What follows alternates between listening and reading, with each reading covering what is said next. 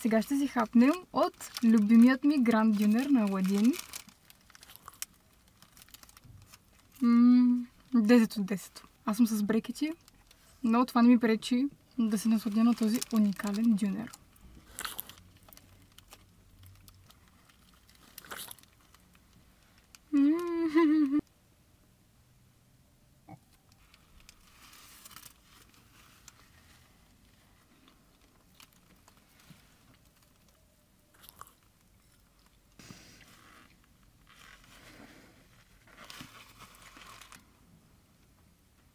Супер е.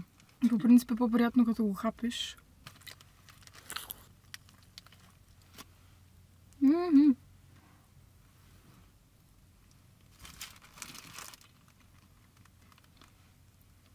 Няма по-хубави.